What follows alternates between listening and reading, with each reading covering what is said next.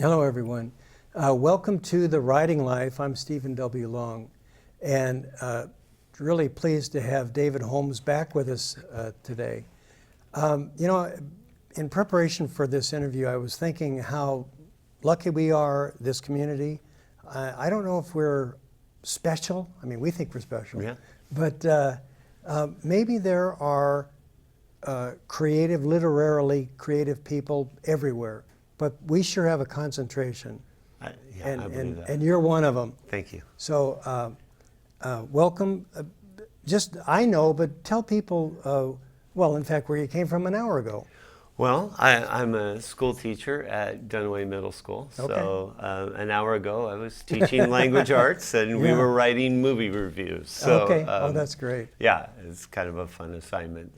I would love that. We like to save the fun ones at the end of the year to keep their attention. I was going to say, where were you when I was that age? That sounds great. Yeah. Well, I want to get back to the school thing, but first, this interests me, and I think it's a great way to kick this off. Do you remember the first poem you wrote? I believe so. I think I wrote a poem to my grandma for Valentine's Day. Okay. And it was great because what I do remember about this, and she kept it around long enough for it to embarrass me, is I had a green piece of this wild fabric that I cut a heart out and glued it on the card, and so, it's not really poetic, but somehow my heart was green with love over my grandma. So yeah. So I that was kind of mixed media, wasn't it? Yeah, it was a little mixed media. Yeah. And so I do also remember one year, making Valentine's Day cards for my class and writing, writing those all the same poem, but one poem on that. So. And for your grandma, how old were you, do you think? I'm gonna guess maybe 7. Really? Okay. Yeah.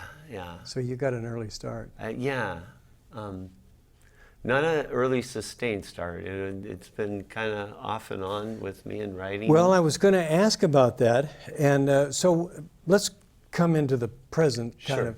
And I know for here, and my understanding is, you've been pretty serious for the last several years. Is that pretty accurate? Yeah, I would say about 17 years, because I remember that I was 38 and I was taking a teachers as writers class, and I wrote something and we had to finish critiquing it, and I remember it was grandma's boy, but it was about my grandpa, and him, part of it was him passing and the gift that he'd given me, and people are crying. Yeah. When I finished, and everybody's there in silence, and it really kind of struck me, like, if I can do that with my words, maybe this is something to pursue. And so I really got involved with Oregon Writing Project and the National Writing Project with, I don't know if you know Pam Procyse, but she's from this area and really involved with teachers as writers. Okay. And when you wrote that, you were a teacher already? Yes. Yeah. Isn't that something to reach out and affect somebody like really that? I have a quick story that's not as good as yours, but my first novel, a fellow who I worked with read it, and I came to work one morning, and he charged across the parking lot and was he was shaking and angry. And he said, "I have never hated a protagonist like I hate your guy." Oh, nice. And it was, and I thought, what a compliment. Yeah. Because, as I've said so many times, they're black marks on white paper, and you have to take those in and conjure up a visual And obviously you did that. Yeah. Some emotion. Where if it was a song, you have another sense. If it was a statue or a painting, you have another sense. Right. But when you're writing it, it's all in your head. Yeah. Yeah. So that's great. Now, what about your kids now, your class now? And what I mean by that is, do you get them to write? Do you share your writing? Do you try to pull that out of them? Oh, very much. Okay. You know, so for instance, the movie review assignment that we're doing right now, Okay. we set up kind of a bracket and have, you know, them present different parts and vote on it, and you know, the Okay. winning movie gets to the front and show the trailer if it's appropriate. Right. You know, and really try to get them to share. So that's what my 6th grade class is doing. My 7th grade class is doing a project that I've probably some of your guests have done here, because it's been a McMinnville schools project for 7th Okay. graders called an identity book, where they get to talk about them as 7th graders and put it together in a binder and send it home with them at the end of the year. And they're describing themselves? They're talking about themselves and things that affect their lives, everything from music to elementary school memories to books and sports, and really what were they like as a 7th grader, and how they see their future as our final chapter that we're Okay. working on now. And then one of the things we do at the very end of school is we celebrate that, and they get to pick the one that they want to present. And you know, now it's even more fun because we do a slideshow behind them, and so they can put pictures of themselves, or you know, if they're talking about sports, there's sports heroes or whatever, and they present their final chapter. And it's a great way to end the year, and you know, kind of. I would think so. You can't argue with that. What I would also think is occasionally you might get somebody who reveals something that's pretty traumatic. Does happen. Does it? Okay.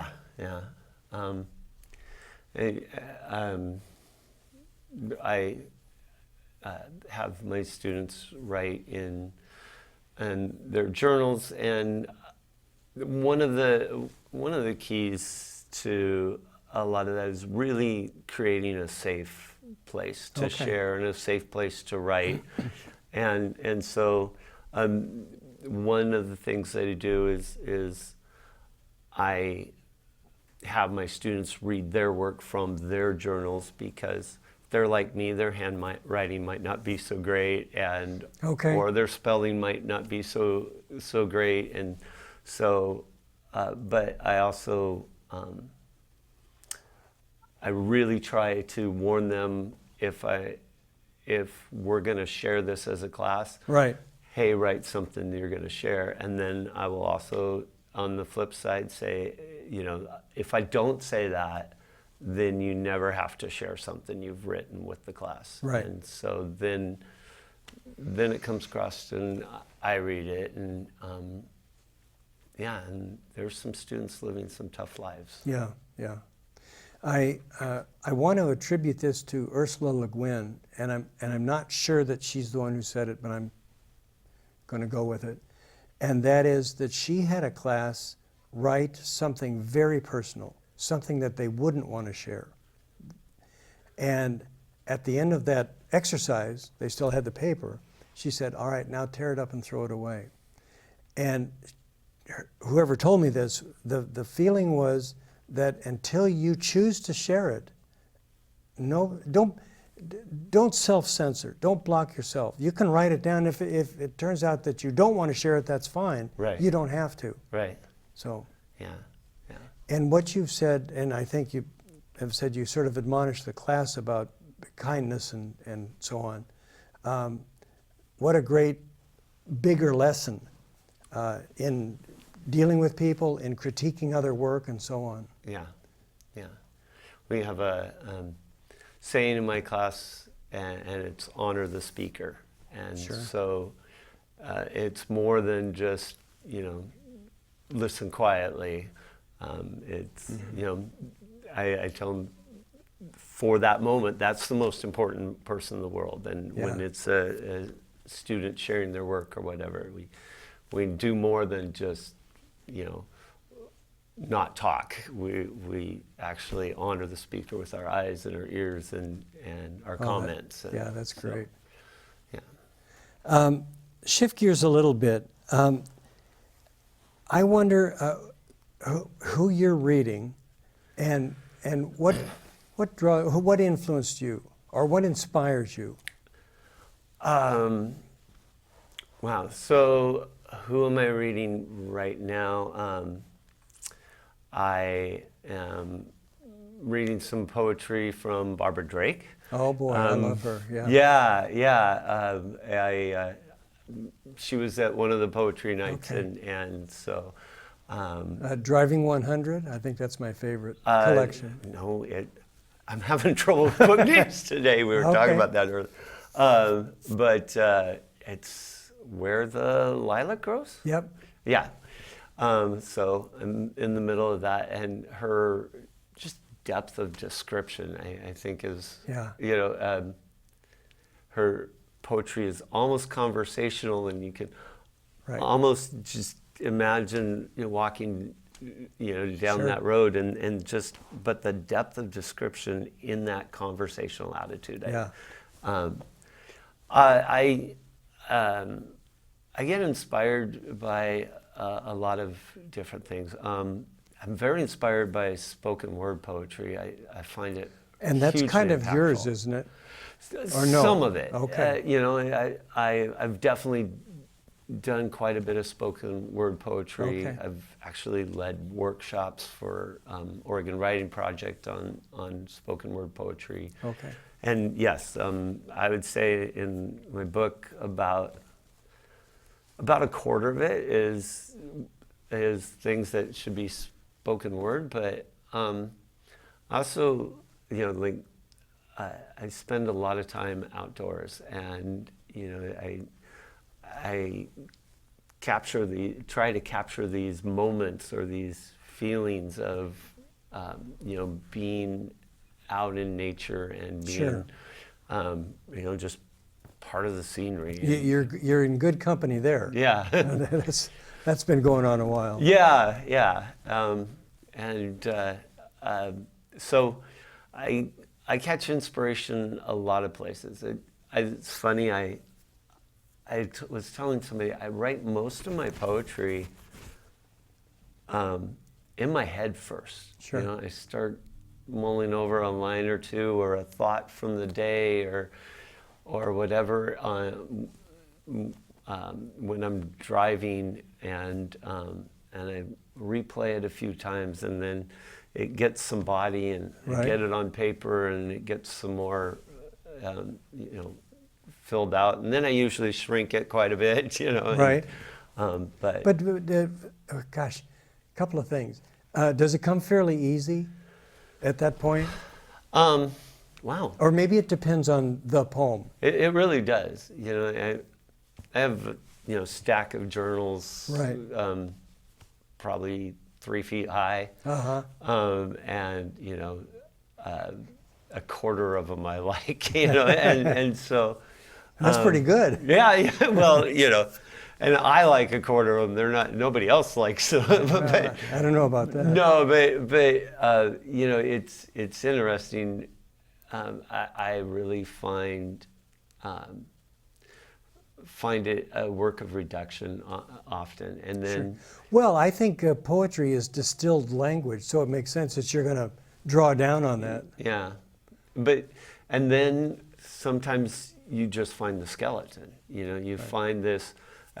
One of the writing exercises I do often is now find the 4 words you like the most, or the sentence you like the most, and that's what going to start your next piece. And Okay. often that's the way, I'll write as fast as I can because thoughts are flying, and then it's, Just get it down. Yeah, and Yeah. then it's a 1, 2, 3 things that kind of go together and really Right. capture the feeling, Right. and that becomes the skeleton Yeah. of the next piece. I've heard, I think probably all writing, maybe not a journalist, but creative writing, that a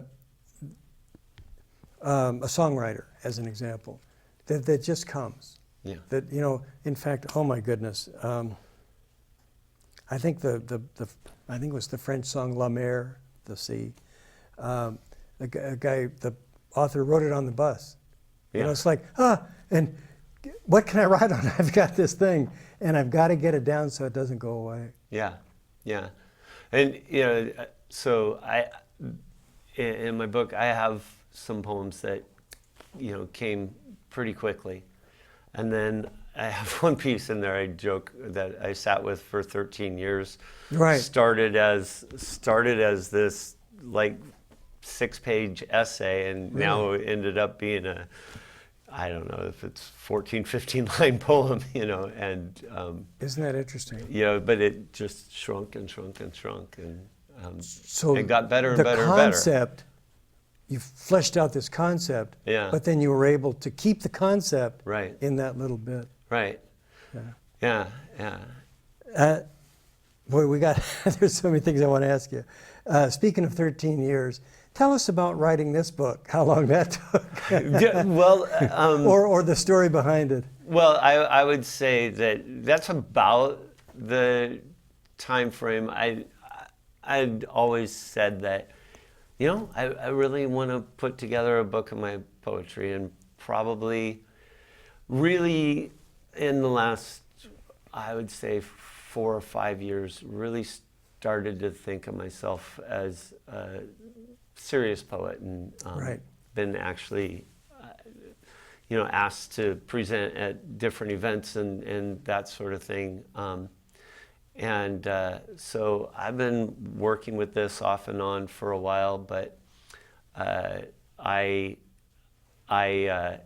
had really bad knees, and I had to have double knee replacement Oh, boy. surgery. So I planned it that this was going to be my project while I was convalescing, Yeah. because what else am I going to do? Right. And so I had about a 3-week period of just That's pretty working fast, on really. this. I would think. I would, so that's taking poems that have been worked over and over, and Not writing from scratch. no, Yeah, no, yeah, yeah. no, and putting them together, and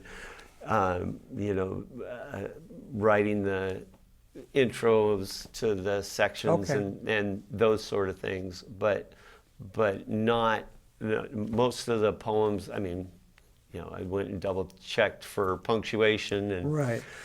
tried to lose my love of commas, and that sort of thing. But it wasn't writing brand new poetry. Okay. It was all the things from that stack of journals that Sure. I went through and put. In writing, I don't know that we're ever done. Yeah. You know what and you have to stop when it's published, I suppose. And my goodness, who was I think it was Faulkner, was at the printer trying to change things as they were written. Yeah. So I know what you're talking about. Before we get too far away from this, you were talking about spoken word. And just, can you quickly define that? What is that? I mean, I think most of us, at least I don't really know the difference between reading a poem out loud and what makes it a spoken word poem. So spoken word is kind of the bridge between written poetry and rap music. I almost. It definitely has a performance quality to it. And it's interesting because there's definitely inflection that the poet brings to it, so it is meant to be heard. But it's not extemporaneous. You're not making it up. No, Yeah. no, Okay. no. It's definitely something that is put together, but has. I remember one of the in here I did for one of my teachers of writers class, and I stand up and sit, and it's called I Rise, I Teach.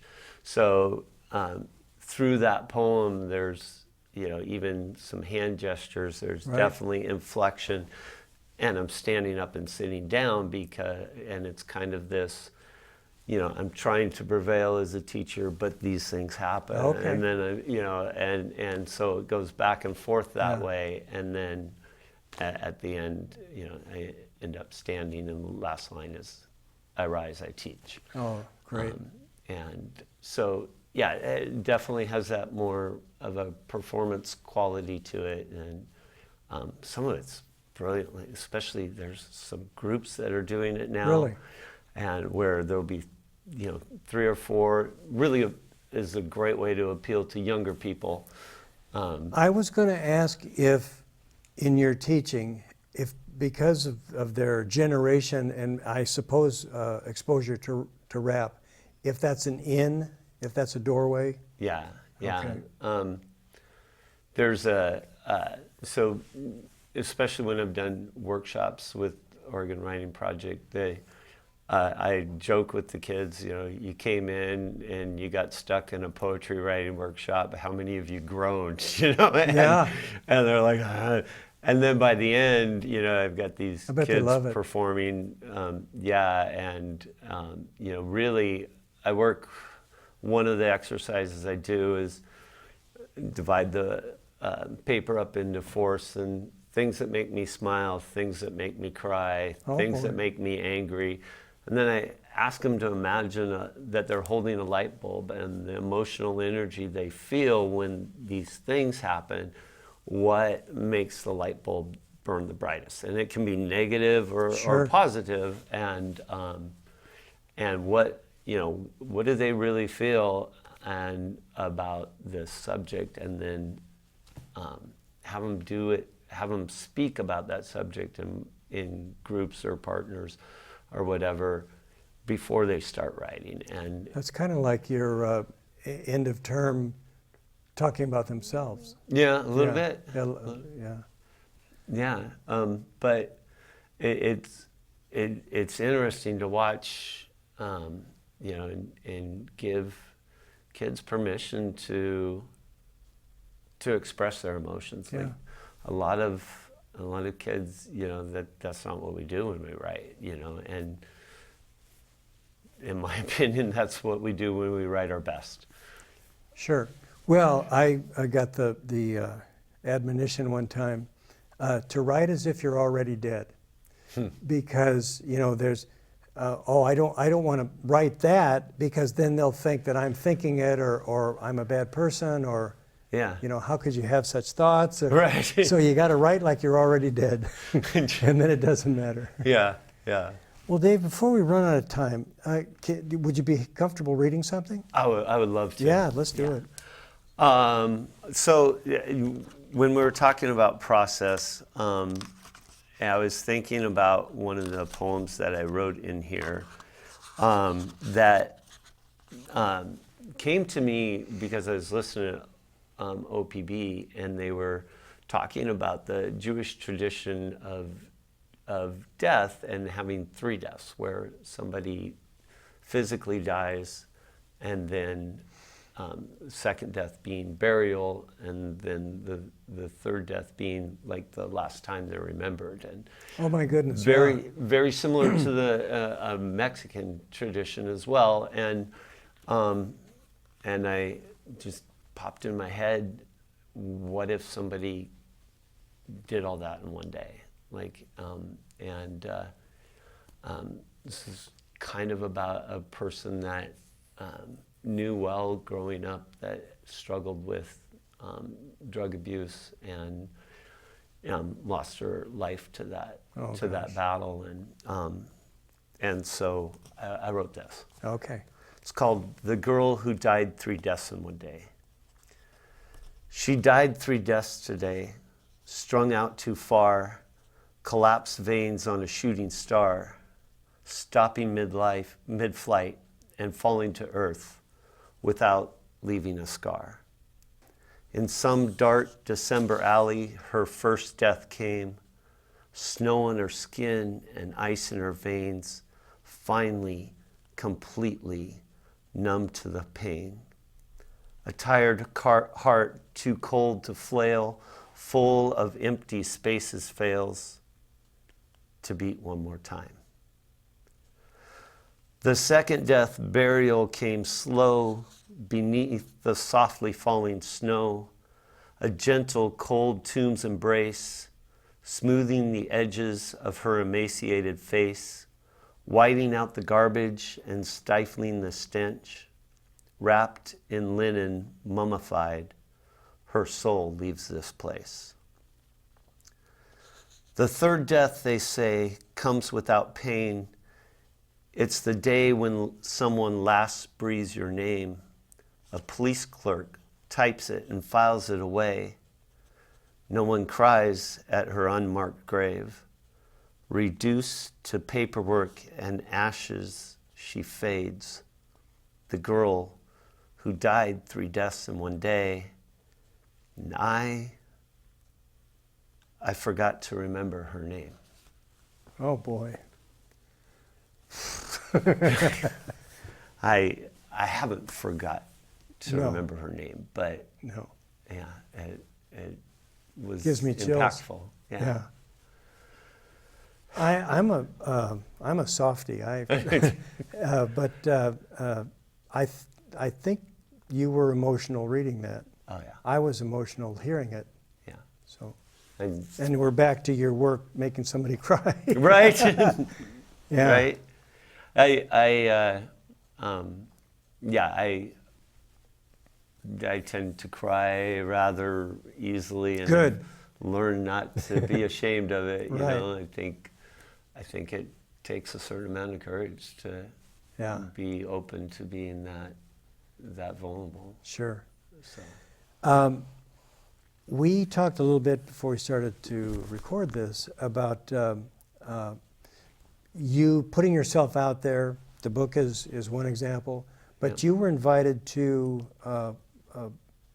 lend a poem, or you gave permission for a poem to be included in yeah. something. Yeah. One of the highlights, I had no idea, but this lady called me and asked to include a poem that she had bumped across in an anthology of her work called Bite-Sized Poems. Yeah. And I said yes because, you know, I always joke that the next poet who becomes rich and famous this century will be the first. And That's right. I was going to say, who's that? right?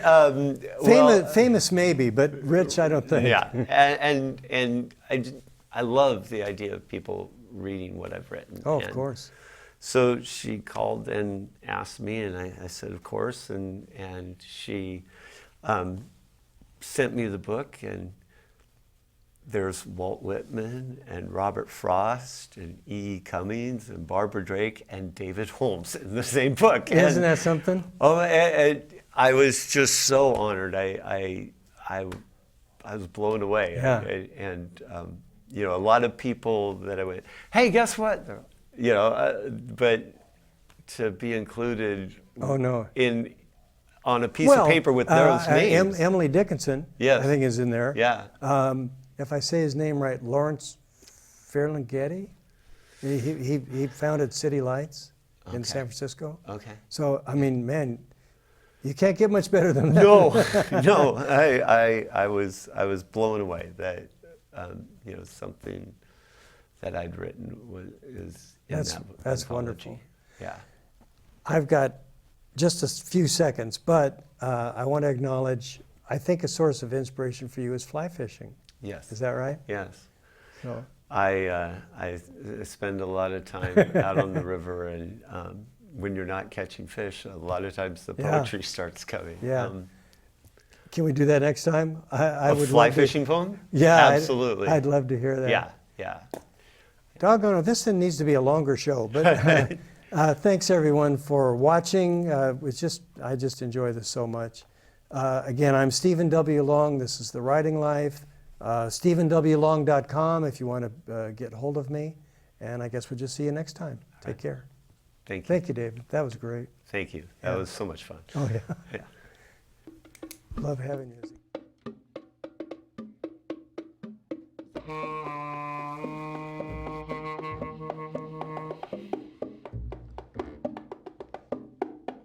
What do you think? We done? I don't know. You guys want to do one just with yourself without me doing the I think we're bongos? done. If No, they got no. enough. They got enough. They got enough? Probably. Okay.